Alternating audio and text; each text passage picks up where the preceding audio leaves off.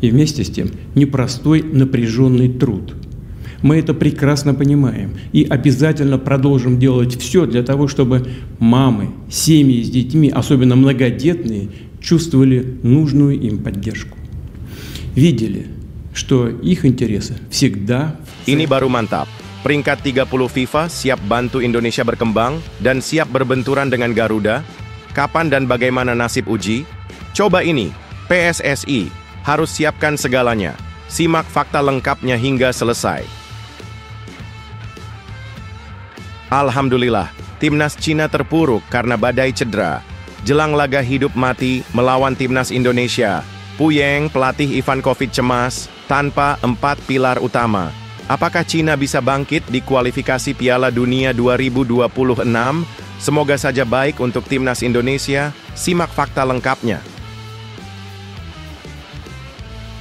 Wow, Dean Zandbergen, pemain keturunan Indonesia yang menggemparkan. Ternyata, sudah komunikasi dengan PSSI dan Fardi Bakdim, akankah dia dikontrak untuk timnas Indonesia? PSSI siap menambah pemain keturunan, tapi ada kejutan di baliknya. Simak fakta lengkapnya. Kabar mengejutkan. Selangor FC gegerkan dunia sepak bola dengan tertarik rekrut Eliano Reinders. Apakah bintang timnas Indonesia ini akan hijrah ke Malaysia? Bayaran yang harus ditembus. Selangor FC bikin terkejut.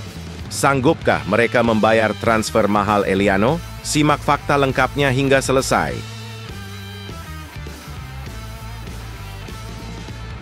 Wah. Kevin Dix dicoret dari FC Copenhagen. Bintang timnas Indonesia. Ini kehilangan tempat di Eropa. Apakah cedera parahnya akan menghalangi comeback-nya di kualifikasi Piala Dunia 2026?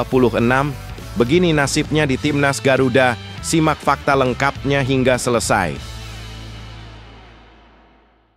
Serta beberapa berita timnas Indonesia hari ini. Selengkapnya hanya di Zona Timnas Indonesia.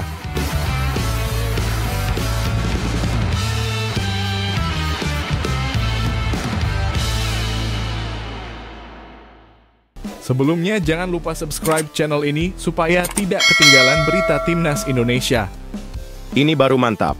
Peringkat 30 FIFA siap bantu Indonesia berkembang dan siap berbenturan dengan Garuda. Kapan dan bagaimana nasib uji? Coba ini, PSSI harus siapkan segalanya. Simak fakta lengkapnya hingga selesai. Kejutan besar datang dari Rusia. Negara yang kini menduduki peringkat ke-35 FIFA itu mengajukan tantangan sengit bagi timnas Indonesia untuk sebuah laga uji coba yang bakal jadi ajang pertempuran sengit antara dua kekuatan sepak bola. Hal ini pertama kali diungkapkan oleh media ternama asal Rusia, Sport Express. Tidak tanggung-tanggung Presiden Rusia Vladimir Putin sendiri yang turun tangan untuk memastikan adanya laga persahabatan seru antara timnas Rusia dan timnas Indonesia. Meski Putin sudah membeberkan niatnya, beliau dengan penuh misteri belum mau membuka tirai tanggal pasti pertandingan yang memacu adrenalin ini. Mengapa?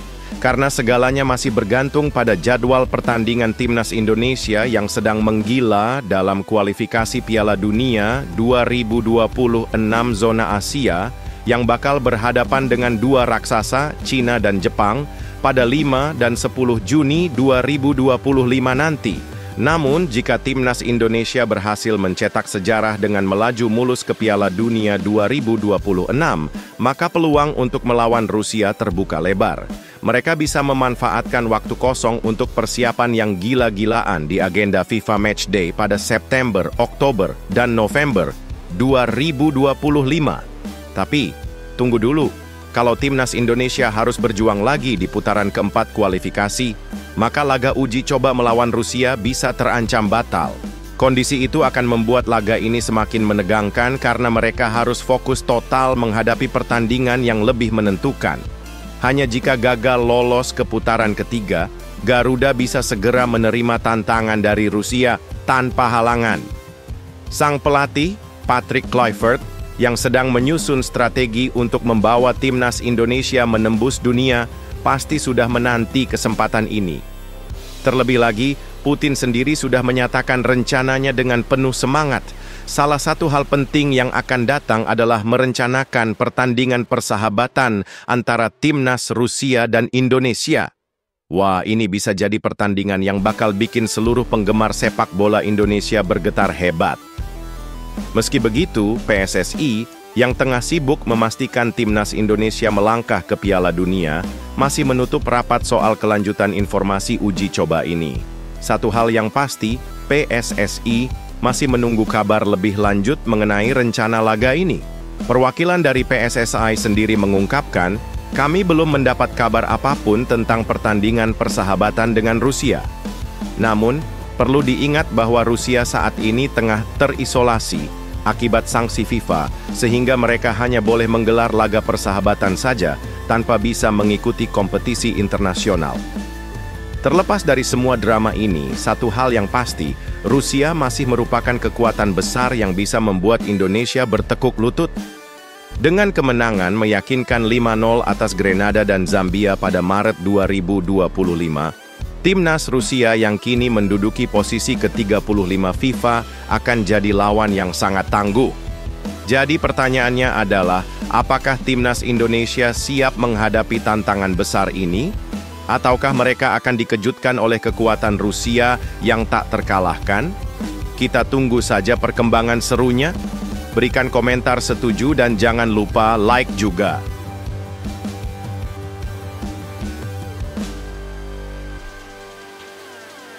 Alhamdulillah, timnas Cina terpuruk karena badai cedera. Jelang laga hidup mati melawan timnas Indonesia, Puyeng pelatih Ivankov cemas tanpa 4 pilar utama. Apakah Cina bisa bangkit di kualifikasi Piala Dunia 2026? Semoga saja baik untuk timnas Indonesia. Simak fakta lengkapnya. Apa yang terjadi dengan timnas Cina? Sebuah badai cedera yang mengerikan mengancam nasib mereka dalam perjalanan kualifikasi Piala Dunia 2026 zona Asia. Pelatih Branko Ivankovic yang sedang berjuang keras untuk menyiapkan pasukannya, kini dihadapkan pada tantangan yang begitu berat. Menjelang 2 laga krusial melawan timnas Indonesia dan Bahrain pada Juni 2025, tim asuhan Ivankovic didera bencana cedera yang menghancurkan. 4 pemain andalan mereka tiba-tiba terkapar akibat cedera serius, sebuah pukulan telak yang memaksa Ivankovic berpikir keras. Cederanya Gao Junyi, sang bek tangguh dari Shandong Taishan, membuatnya harus absen dalam laga penting melawan Shenzhen Xinpengcheng. Ironisnya, cedera ini bukan yang pertama kali bagi Gao, yang sebelumnya juga harus absen saat timnas Cina menghadapi Arab Saudi. Namun, kabar paling mengerikan datang dari Han Jiaqi, kiper senior yang memperkuat Beijing Guoan. Cedera parah yang dialaminya di pertandingan melawan Wuhan Three Towns mengancam kariernya dan bisa membuatnya absen sepanjang musim. Praktis, posisinya di timnas akan digantikan oleh pemain lain. Dan ini jadi pukulan besar bagi timnas Cina yang sedang berjuang. Tidak hanya itu, Jiang Guangtai dan Wang Zhenao, 2 bek penting lainnya, juga terpaksa melewatkan beberapa pertandingan terakhir karena cedera. Apakah mereka bisa kembali bugar tepat waktu untuk melawan timnas Indonesia pada 5 Juni? Atau malah akan ada lebih banyak kejutan buruk yang menanti? Media Cina 163 menyebutkan bahwa jika 4 pemain inti ini benar-benar absen pada saat yang sama, maka nasib timnas Cina di kualifikasi Piala Dunia bisa saja berakhir tragis. Ini adalah masalah besar yang menghadapi Branko Ivankovic, tulis 163 dengan cemas. Namun meski badai cedera menerpa, Ivankovic tak tinggal diam. Dia terus memantau pertandingan domestik untuk mencari pemain pengganti, sembari berharap beberapa pemain bintang bisa kembali fit. Dengan hanya 6 poin dari 8 pertandingan di grup C, Cina harus memenangkan 2 pertandingan terakhir melawan Indonesia dan Bahrain agar bisa lolos ke putaran keempat. Tak hanya itu, mereka juga sangat bergantung pada timnas Jepang yang harus mengalahkan Indonesia di laga terakhir pada 10 Juni untuk memberi harapan baru bagi Cina. Ini adalah momen penentu yang bisa mengubah segalanya.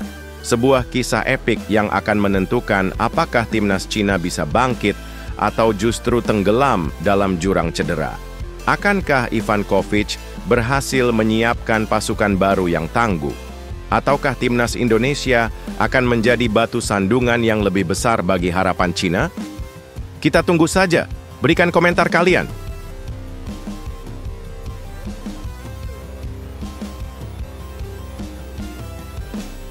Wow, Dean Zandbergen, pemain keturunan Indonesia yang menggemparkan.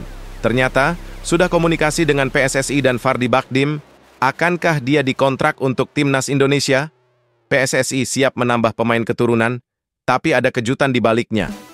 Simak fakta lengkapnya. Dunia sepak bola Indonesia baru saja diguncang dengan kabar mengejutkan yang datang dari pemain keturunan Indonesia, Dean Zandbergen. Sang penyerang berbakat ini ternyata sudah menjalin komunikasi dengan PSSI, dan kabar ini baru saja dibagikan oleh Yusa Nugraha. Bayangkan saja, Dean Zandbergen yang kini berkarir di VVV Venlo tidak hanya berbicara dengan PSSI, tetapi juga berhubungan langsung dengan agen terkenal yang memfasilitasi proses naturalisasi, Fardi Bakhdim. Kejutan demi kejutan semakin terungkap ketika Yusa mengungkapkan bahwa komunikasi antara Dean dan PSSI terjadi baru-baru ini, belum sebulan yang lalu tepatnya. Namun, ceritanya tidak berhenti di situ. Selain berkomunikasi dengan PSSI, Dean Zandbergen juga sempat melakukan video call dengan staf ahli Kemenpora, Hamdan Hamedan.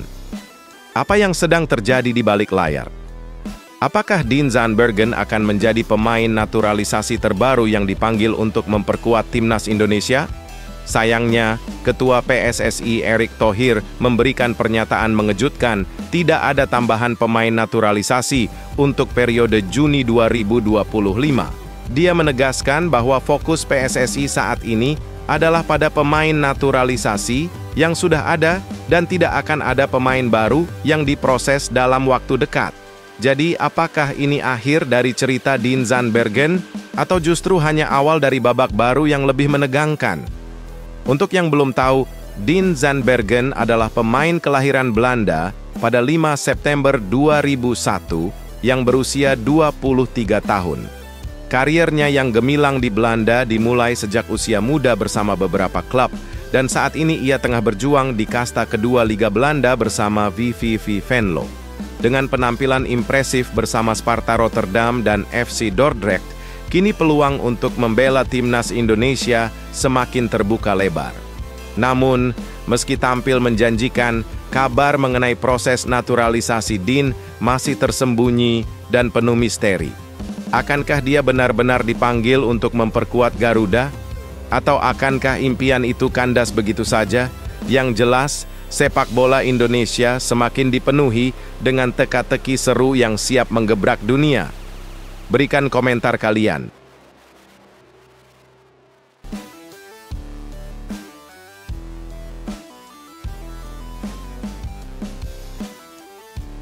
Kabar mengejutkan. Selangor FC gegerkan dunia sepak bola dengan tertarik rekrut Eliano Reinders. Apakah bintang timnas Indonesia ini akan hijrah ke Malaysia? Bayaran yang harus ditembus. Selangor FC bikin terkejut. Sanggupkah mereka membayar transfer mahal Eliano? Simak fakta lengkapnya hingga selesai. Dunia sepak bola Indonesia dan Malaysia kini tengah diguncang dengan kabar sensasional. Selangor FC, klub raksasa Liga Malaysia, dikabarkan tengah mengincar Eliano Reinders, sang bintang muda serba bisa yang kini membela PEC Zwolle di Liga Belanda. Isu panas ini dihembuskan oleh jurnalis Malaysia, Afineshwaran Taharu Malenggam, yang mengungkapkan bahwa Selangor FC tengah memantau ketat pemain internasional Indonesia yang berposisi bek sayap dan winger ini. Eliano, yang baru berusia 24 tahun, memang memiliki kualitas luar biasa, dan faktanya dia juga merupakan adik dari bintang AC Milan, Tijjani Reinders. Wow, bagaikan kilat kabar ini langsung mencuri perhatian banyak pihak. Namun, meski rumor ini begitu menggema, kemungkinan Eliano untuk pindah ke Selangor FC masih penuh tanda tanya. Mengapa? Karena sang pemain baru saja menandatangani kontrak baru dengan PEC Zwolle hingga 2027. Artinya, untuk merekrut Eliano, Selangor FC harus menyiapkan dana besar untuk membayar transfernya, yang diperkirakan bernilai sekitar 9,56 miliar menurut Transfermarkt. Angka yang sangat mengejutkan.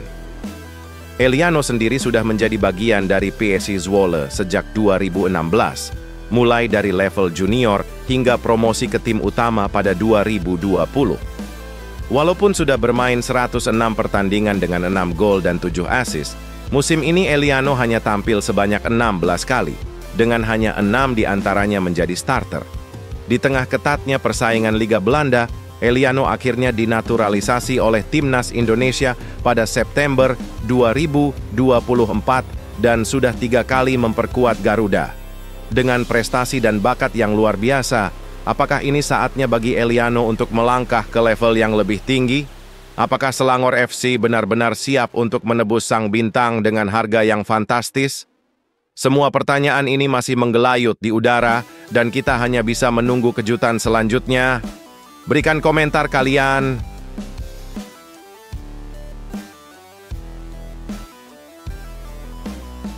Wah.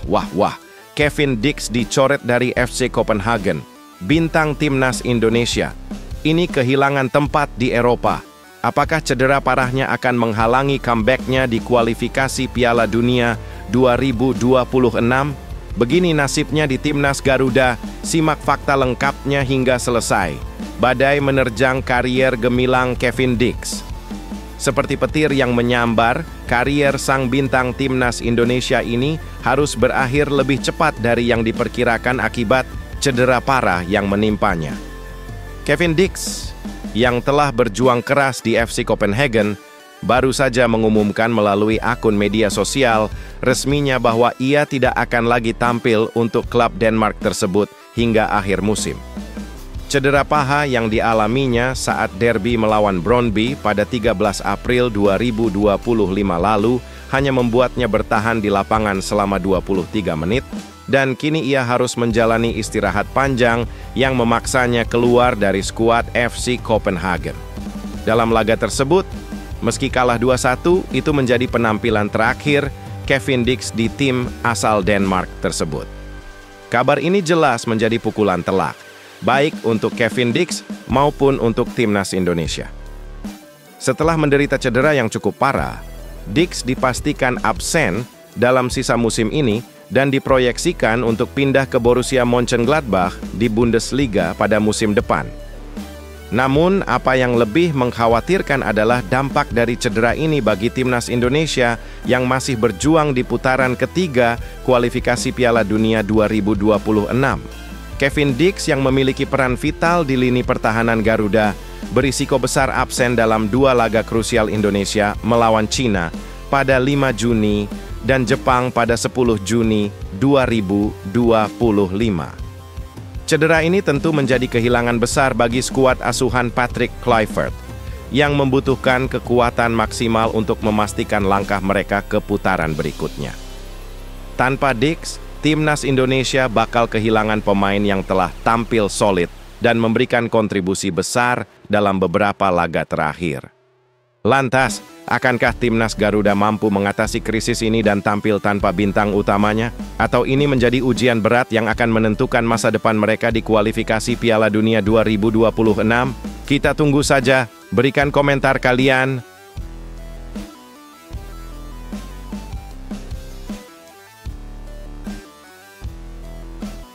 Ini baru mantap. Korea Utara terbukti curang memainkan pemain U23. Begini tanggapan Presiden FIFA dengan skandal ini. FIFA akan batalkan kemenangan atas Timnas Indonesia serta akan banned Korea di ajang Piala Dunia U17. Simak fakta lengkapnya hingga selesai agar tidak gagal paham. Timnas Indonesia U17 baru saja menelan kekalahan telak 6-0 dari Korea Utara di 8 besar Piala Asia U17 2025 di Arab Saudi. Laga ini menyisakan banyak pertanyaan karena hasil akhirnya, tapi juga penampilan fisik Timnas Korea Utara yang terlihat tidak biasa. Banyak yang merasa heran karena secara fisik para pemain Korea Utara lebih tampak matang dan berotot seolah datang dari kelompok usia yang berbeda. Fisik mereka lebih tinggi dan besar, dengan struktur fisik yang menyerupai pemain dengan usia 23 hingga 25 tahun bukan level muda yang seharusnya. Keanehan ini semakin mencolok apabila dibandingkan dengan postur pemain timnas Indonesia maupun tim-tim lain yang pernah dihadapi sebelumnya. Menurut data saat ini, Korea Utara sedang menghadapi krisis yang serius dalam hal gizi anak atau asupan makanan anak. Hal ini seharusnya berdampak pada atlet muda mereka, namun fakta menunjukkan hal sebaliknya. Timnas mereka terlihat sangat tangguh dan mendominasi secara fisik. Hal ini membuat netizen dari semua daerah Asia ikut berkomentar mempertanyakan bagaimana bisa sebuah tim dari negara dengan kondisi yang krisis justru melahirkan pemain-pemain muda yang terkesan sudah jadi.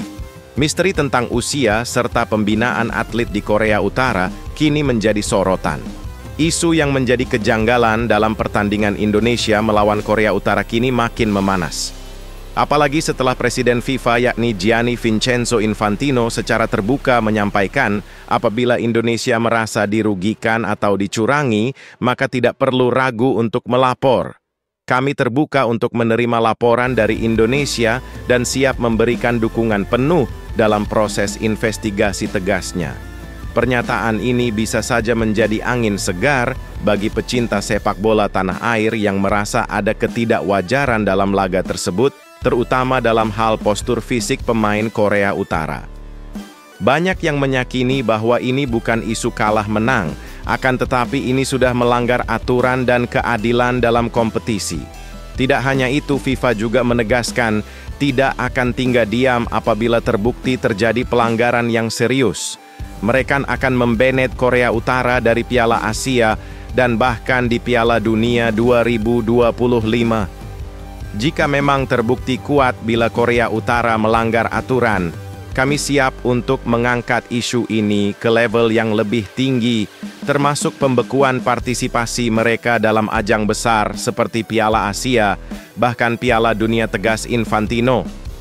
Langkah tegas ini menunjukkan bahwa FIFA menjaga integritas kompetisi, sekaligus memberikan sinyal bahwa semua negara termasuk Indonesia memiliki hak yang sama diperlakukan adil di panggung sepak bola internasional. Uniknya, isu ini bukan cuma menyita perhatian pecinta sepak bola Indonesia, namun seluruh dunia. Banyak dukungan yang diberikan negara-negara baik di Asia maupun Eropa dengan tersingkirnya timnas Indonesia ini agar bisa mengambil tindakan dan tidak hanya diam. Reaksi warganet dunia ini menyerukan keadilan dalam sepak bola ini agar bisa terwujud sepak bola yang fair. Lantas, bagaimana tanggapan kalian dengan hal ini? Apakah kalian setuju PSSI membuat laporan ke FIFA agar timnas Korea Utara didiskualifikasi? Silahkan like video ini dan berikan komentar setuju di kolom komentarnya.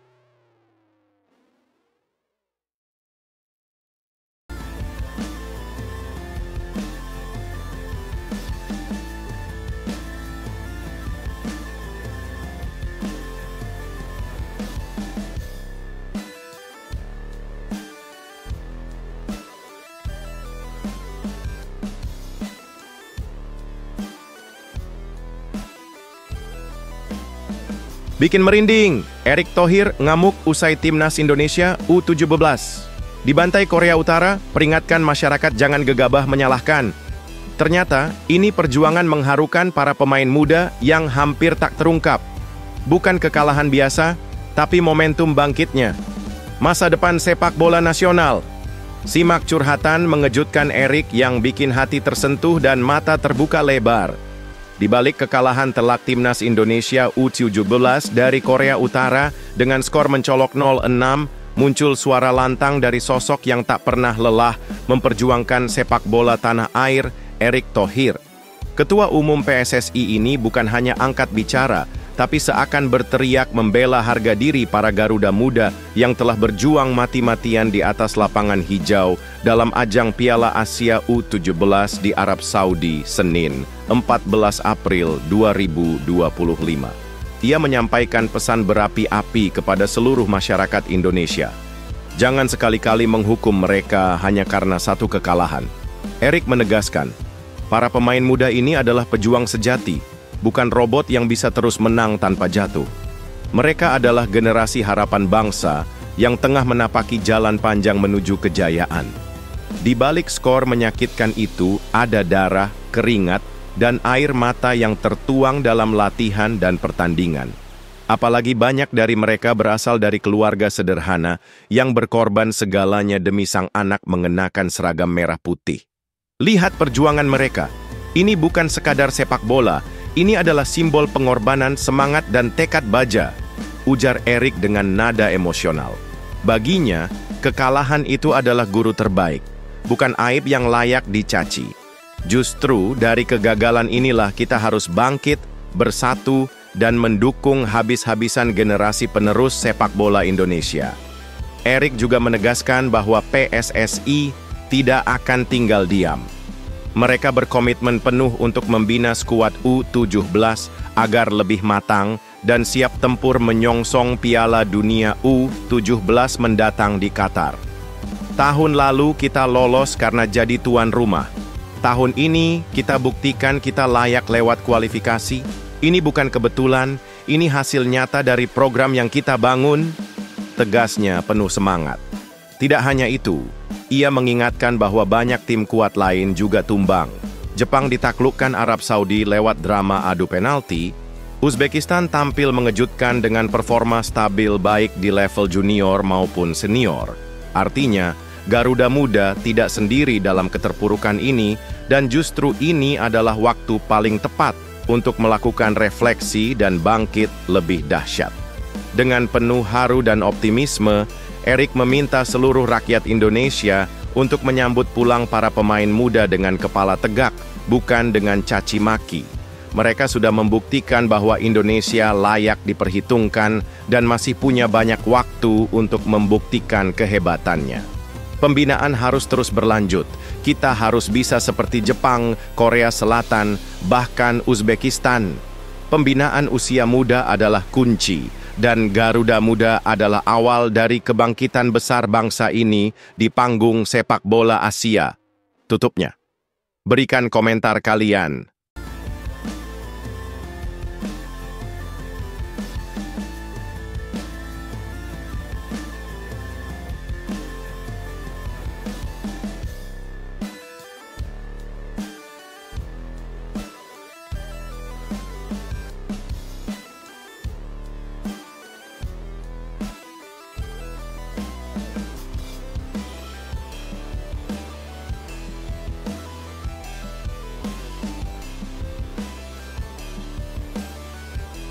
Heboh seantero Asia, media Vietnam sudah meramal kekalahan Garuda Asia jauh sebelum pertandingan dimulai.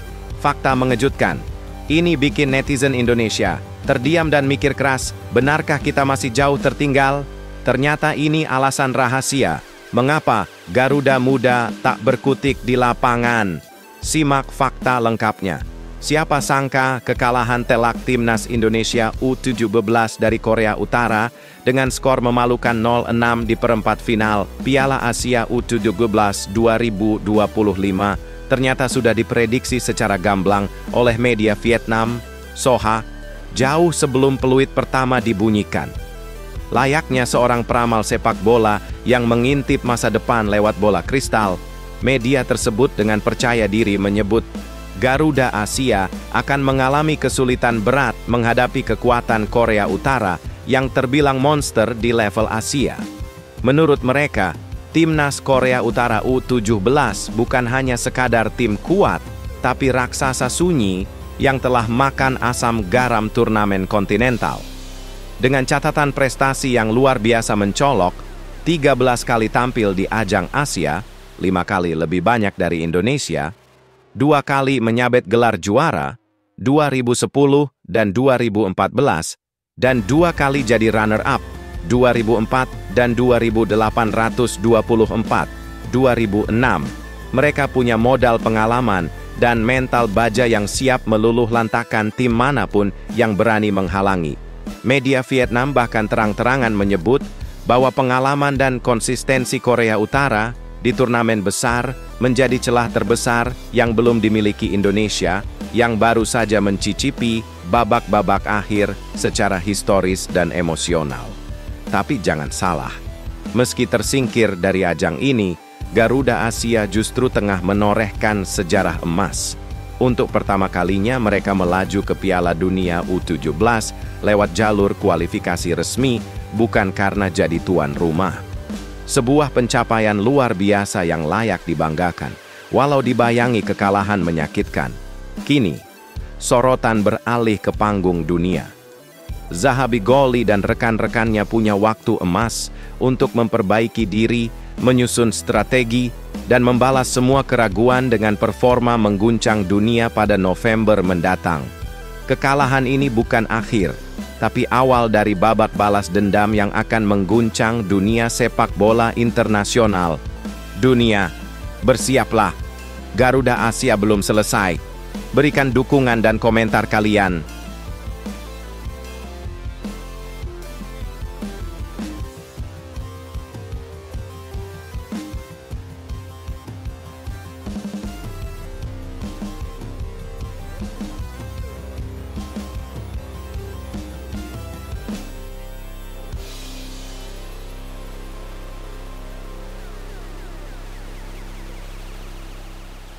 Terbongkar, Nova Arianto. Akhirnya buka-bukaan soal masalah besar yang menghantui Timnas U17 jelang Piala Dunia 2025. Ternyata Garuda Asia masih menyimpan sejumlah PR rahasia. Meski sudah cetak sejarah, persiapan menuju Qatar. Ternyata tidak semudah yang dibayangkan, ada rintangan fisik, mental, dan skill yang harus dihadapi. Simak semua beritanya hingga selesai. Setelah badai kekalahan telak dari Korea Utara yang membuat Timnas U17 Indonesia tersingkir dari perempat final Piala Asia U17 2025, kini muncul cahaya terang dari balik awan gelap itu. Pelatih kepala Timnas U17 Indonesia, Nova Arianto, akhirnya buka suara, dan bukan sekadar biasa-biasa saja, ia mengungkap segudang pekerjaan rumah raksasa yang harus dituntaskan sebelum Garuda Asia terbang tinggi di Piala Dunia U17 2025 di Qatar. Walau anak asuhnya sempat mengejutkan publik dengan 3 kemenangan mengagumkan di babak penyisihan, serta catatan 7 gol masuk dan 7 kebobolan, Nova menyebut masih banyak hal krusial yang harus ditingkatkan. Fisik, mental, dan kemampuan teknis para pemain harus naik level. Tegasnya, seolah membunyikan alarm kesiapsiagaan nasional. Dengan waktu hanya 8 bulan tersisa menuju panggung dunia, Nova menegaskan bahwa Garuda Muda tidak bisa hanya puas dengan keberhasilan lolos ke Piala Dunia lewat jalur kualifikasi. Justru inilah titik awal perjuangan yang lebih ganas, di mana lawan-lawan yang akan dihadapi jauh lebih beringas dari apa yang mereka temui di level Asia. Skill individu harus diasah setajam pedang samurai. Mental harus sekuat baja, fisik harus seperti prajurit perang, serunya membara. Nova juga memastikan akan segera menyusun roadmap persiapan lengkap dan menyerahkannya ke PSSI. Dalam rencana tersebut, akan ada program pemusatan latihan yang lebih ketat, persiapan intensif, dan strategi matang demi menjadikan Garuda Asia bukan sekadar peserta, tapi pesaing tangguh di Qatar. Kita tidak mau sekadar tampil. Kita ingin bikin sejarah, membuat dunia menoleh dan berkata, ini dia, Indonesia. Tegasnya penuh harapan dan tekad baja. Kini, semua mata tertuju pada langkah Nova Arianto dan timnya. Akankah transformasi besar-besaran ini menjadi kunci kebangkitan sepak bola Indonesia di kancah dunia? Satu hal pasti, Garuda Asia sedang bersiap untuk mengepakkan sayapnya lebih tinggi dari sebelumnya. Bukan hanya untuk tampil, tapi untuk menaklukkan dunia. Berikan komentar kalian.